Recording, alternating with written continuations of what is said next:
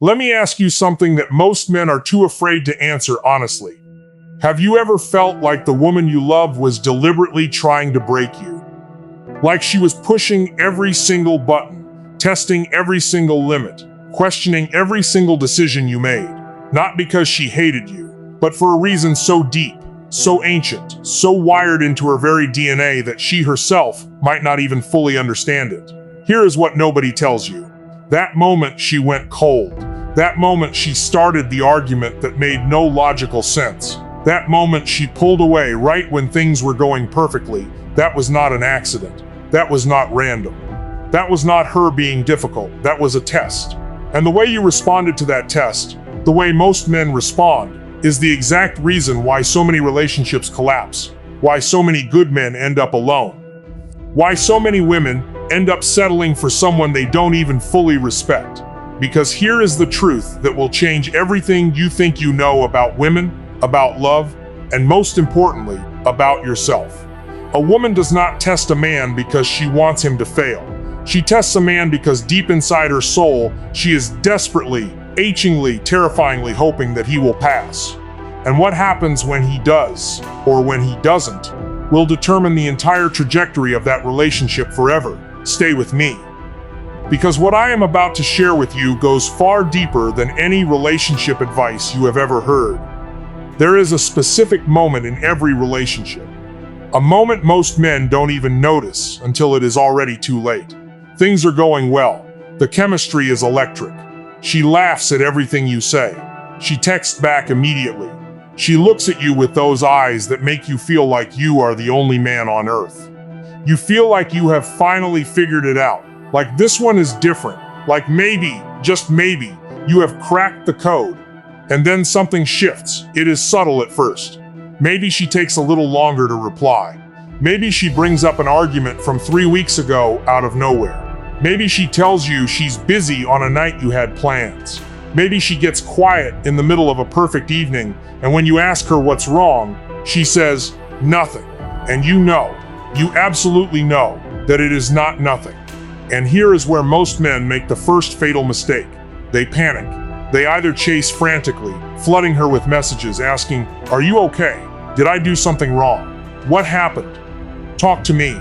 Or they shut down completely, pull away, get defensive, start an argument, and before either of you knows what happened, what was a beautiful relationship is now a battlefield. You want to know something remarkable? Both responses, the frantic chasing and the defensive withdrawal, are actually the exact responses a woman's test is designed to expose. Think about that for a second. She is not doing this consciously most of the time. She is not sitting in her room, twirling her hair, scheming like some kind of villain. No, what is happening inside her is something far more primal, far more ancient, far more deeply embedded in the architecture of human nature than you realize. To understand why a woman tests a man, you must first understand what a woman is actually searching for. And I don't mean what she says she wants. I don't mean the list she writes in her journal. I mean what her nervous system, her biology, her deepest emotional architecture is designed to need. She is looking for one thing above all else, safety. But not the kind of safety you are thinking of. Not financial safety, though that matters. Not physical safety, though that matters too. She is looking for emotional safety, psychological safety. The safety of knowing that the man she is choosing to trust, the man she is considering opening her heart to, her body to, her future to, is a man who will not crumble the moment life gets hard. And here is the brutal reality of being a woman in this world. Women have been let down, not just by individual men, but across generations of human history.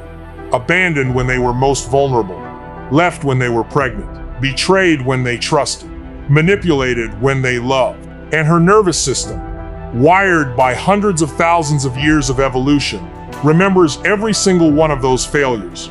So before she gives you everything, before she allows herself to fall completely, before she hands you the most fragile, most precious thing she owns, her heart, she needs to know something about you that no resume can prove, no charm can fake, and no amount of money can buy. She needs to know who you are when things get uncomfortable. And the only way to find that out is to make things a little uncomfortable. That is the test. Let's go deeper. Because if you truly want to understand this, you cannot just skim the surface. You need to go into the engine room of human psychology and understand what is actually driving this behavior. There is a part of the female brain, and this is not poetry, this is neuroscience, that is constantly, unconsciously scanning for threat, scanning for instability, scanning for reliability. This is not unique to women, but it is significantly more pronounced in the female nervous system because of one biological reality that shaped all of human evolution. A woman can get pregnant. I know that sounds obvious, but sit with the weight of that for a moment. For most of human history, pregnancy meant 9 months of physical vulnerability, then years of dependency on another person to help raise a child that could not survive alone. Choosing the wrong partner was not just emotionally painful, it was potentially fatal. It could mean being abandoned in conditions where survival was genuinely in question. So evolution did something extraordinary. It built into the female psyche a testing mechanism, a way to probe, stress test, and evaluate a potential partner's stability, strength, and reliability before full investment. Now here is where modern psychology adds a layer that makes this even more fascinating. Dr. John Gottman, one of the greatest relationship researchers in modern history, a man who studied thousands of couples over decades, found something that initially puzzled his team. He found that even in healthy, happy relationships, women would periodically introduce stress. They would bring up old arguments. They would question decisions. They would withdraw affection briefly. And when they did, the men who responded with stability, with calm, with what Gottman called emotional presence, those relationships thrived. Those couples stayed together. Those women reported higher levels of satisfaction and deeper levels of love. But the men who responded with anxiety, with defensiveness, with anger, with withdrawal, those relationships deteriorated. Not because the women were trying to destroy the relationship, but because those responses revealed something the woman's nervous system had been trying to determine all along. That this man did not have the emotional stability to be trusted with her most vulnerable self. Psychologist David Buss, who has spent his career studying mate selection across cultures, and I mean across every culture on Earth, from tribal communities in Africa to urban populations in Tokyo, found something that stunned the academic world in its consistency. Across every single culture studied, without exception, women valued emotional stability in a partner more than virtually any other trait, more than physical appearance, more than wealth, more than status. Emotional stability, the ability to remain grounded when life becomes chaotic. The ability to hold a woman's anxiety without absorbing it and amplifying it. The ability to say, in the moments that matter most, I am not going anywhere, I am not crumbling, I am here, without saying a single word. And this, my friend, is exactly what the test is designed to measure. Now let me give you something that will change how you see every interaction going forward. There are not just one type of test. There are several, and each one is probing for something different. Each one is asking a different question about who you are. Let me walk you through them. Understanding the types of tests is like being handed the answer sheet before the exam. Not so you can cheat, but so you can stop making the mistake of thinking the test is an attack, when it is actually an invitation. This is the most common test and the most revealing.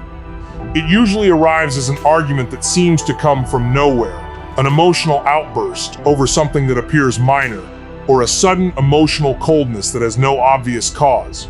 What she is really asking is, can you handle my emotions without losing yourself?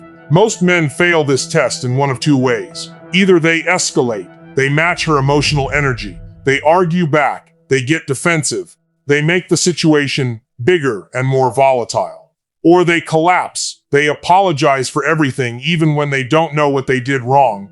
They become desperate to fix the feeling at any cost. They sacrifice their own perspective entirely just to make the emotion stop.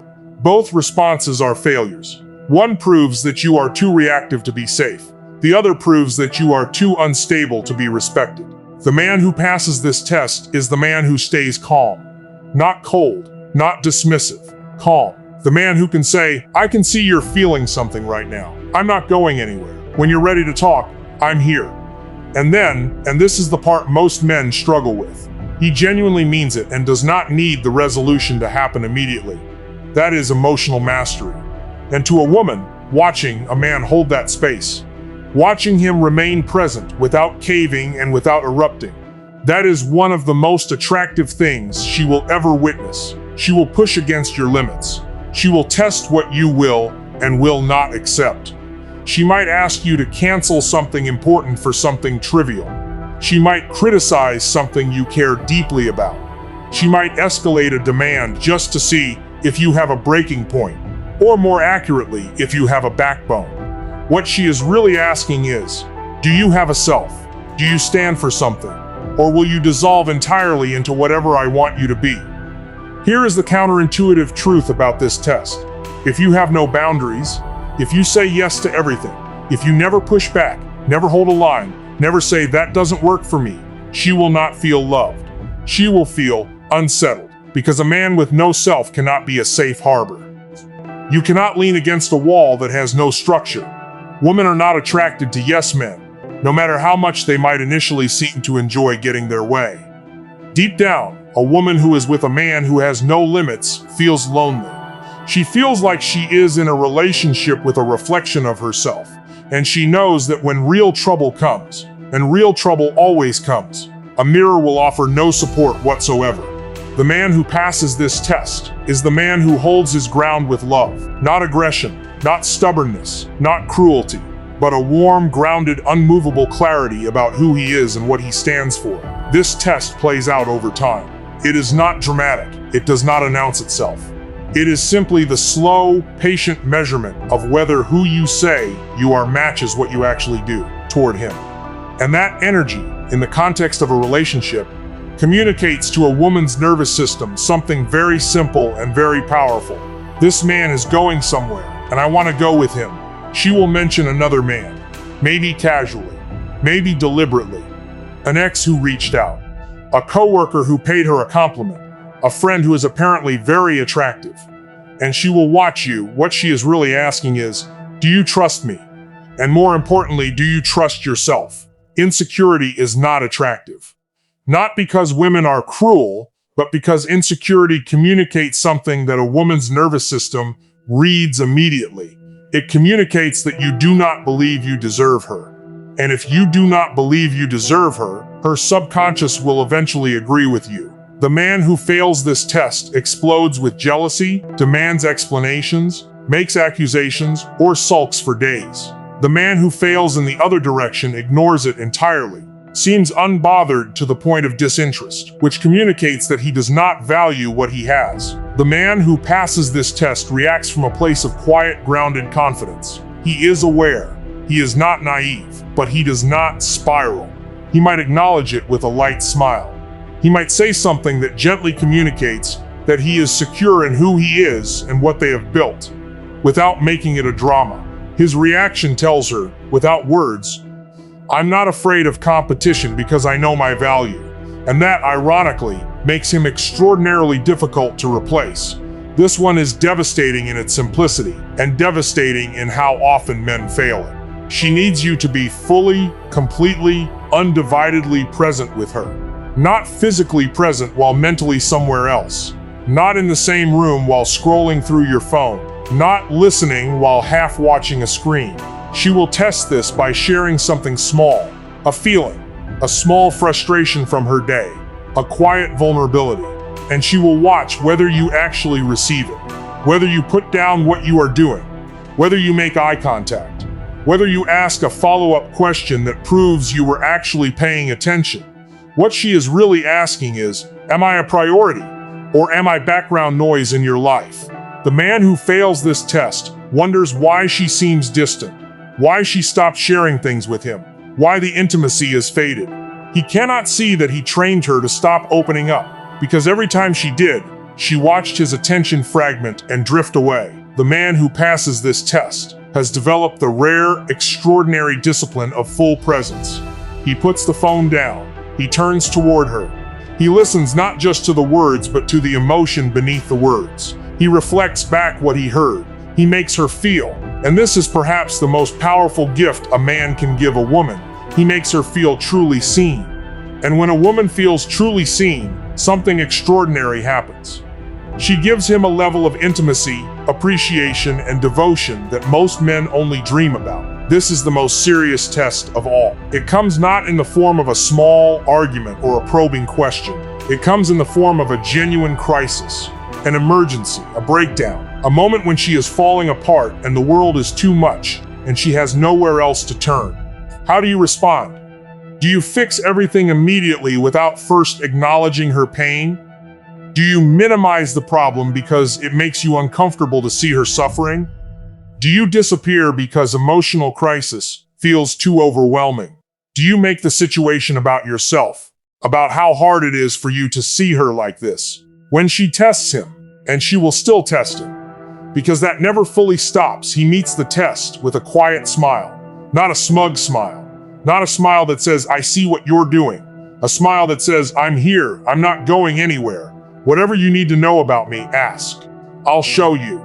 And over time, this is the part that will take your breath away if you let it.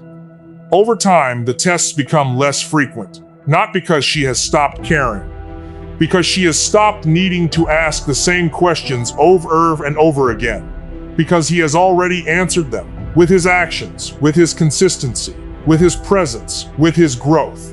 He has already answered them every single day, and she knows. She knows in her bones, in her nervous system, in the deepest and most unshakable part of herself.